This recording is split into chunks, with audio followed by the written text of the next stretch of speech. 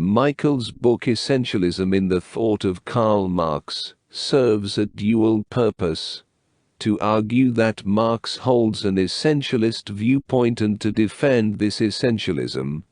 According to Meikle, Marx, like Aristotle, sees entities such as plants, humans, or capitalist societies as organic wholes with an inherent essence.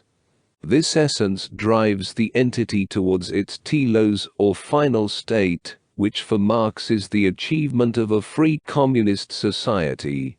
Historical development, in Marx's theory, is propelled by human labor activity, with class structures forming around this activity, and either promoting or impeding further development. While Meikle acknowledges Marx's belief that historical development is influenced by accidents, he argues that this does not negate the teleological aspect of Marx's theory. However, Meikle's attempt to portray Marx as an essentialist encounters difficulties. Marx's explanation of historical development involves a complex interplay of necessary and accidental factors, which is not entirely consistent with essentialism. Meikle's insistence on essentialism requires showing that each society's future form is inherent in its preceding form, but he struggles to demonstrate this in Marx's work.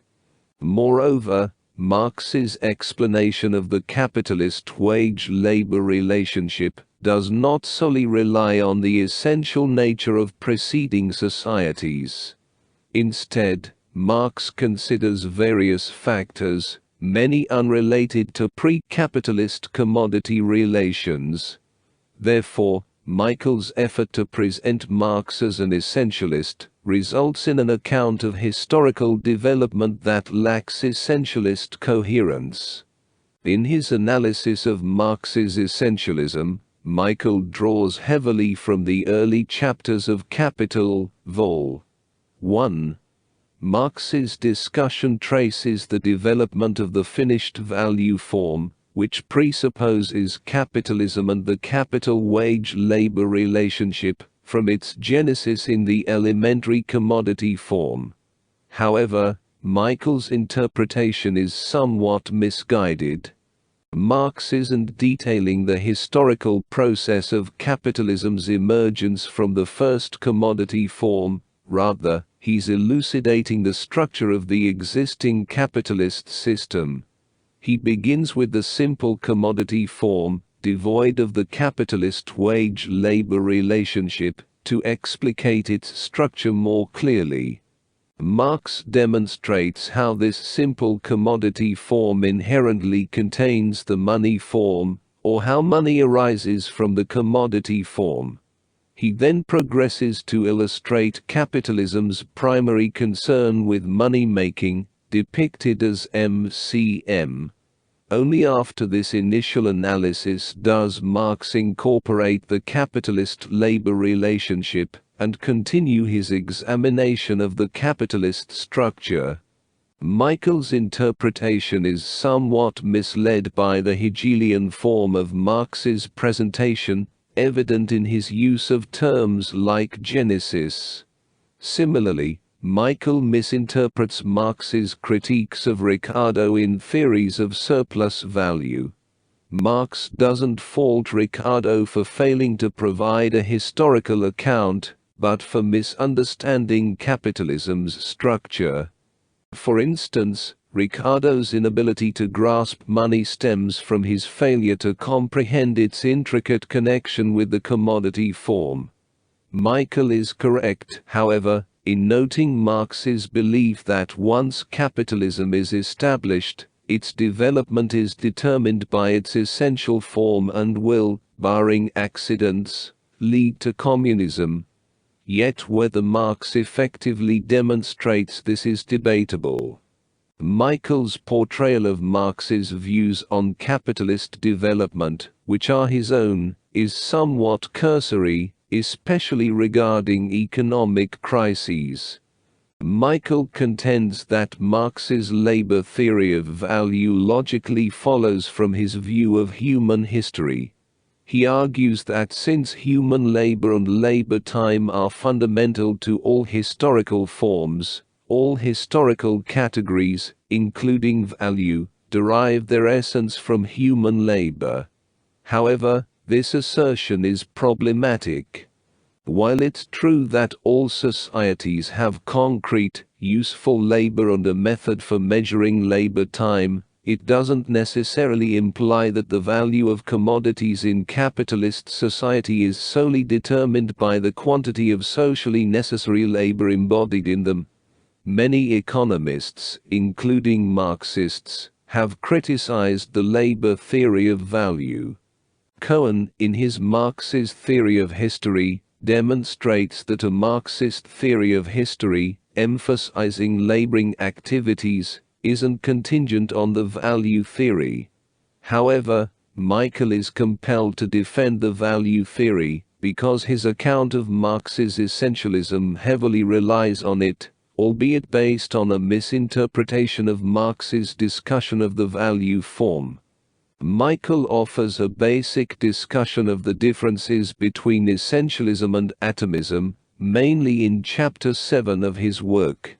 He characterizes atomists as those who seek to reduce everything to simple building blocks lacking complexity, often manifesting as methodological individualism in the social sciences. However, Meikle's portrayal is somewhat simplistic, suggesting that one must either be an essentialist or an atomist. This dichotomy is flawed, as one can acknowledge the essential structure of capitalism, without subscribing to a teleological view of its development. Essentialists, according to Meikle, believe in the existence of organic wholes or entities with inherent essences, that cannot be reduced to their constituent parts. In the context of social sciences, this essentialist perspective sees society as an organic whole, with its own internal logic and development. However, Meikle's argument overlooks the possibility of alternative perspectives that acknowledge the structural integrity of capitalism, without attributing a predetermined telos to its development. Meikle's attempt to demonstrate Marx's essentialism ultimately falls short. Marx's discussions of historical development cannot be neatly fitted into an essentialist framework. While there are instances in Marx's writings that may seem to reflect essentialist tendencies, such as in the early economic and philosophic manuscripts and later in the Grundrisse, Marx explicitly rejects essentialism in works like The German Ideology and The Holy Family. These inconsistencies in Marx's writings pose a challenge to Meikle's argument for Marx's essentialism. Furthermore, Meikle's assertion that Marx's major work, Capital, can be interpreted in ways other than essentialist, underscores the complexity of Marx's thought. While there may be elements in Marx's writings that appear to align with essentialism, such as his emphasis on the internal logic of capitalism, there are also countervailing arguments against a strictly essentialist interpretation. For instance, Marx's analysis of historical materialism emphasizes the role of contingent historical factors in shaping social development, complicating any straightforward essentialist reading. The question of whether these apparent elements of essentialism in Marx's writings can be reconciled with his broader theoretical framework remains unresolved. Meikle acknowledges the challenge of reconciling these inconsistencies, particularly regarding Marx's early writings, but does not provide a definitive resolution. It may be prudent to recognize the presence of inconsistent elements in Marx's thought and approach his work with a critical and nuanced perspective. Meikle's attempt to demonstrate Marx's essentialism is not entirely convincing. While there are elements in Marx's writings that may suggest an essentialist problematic, there are also significant counterarguments against such a reading. The complexity of Marx's thought and the inconsistencies in his writings pose challenges to any straightforward interpretation, highlighting the need for a nuanced and critical approach to understanding his theoretical framework.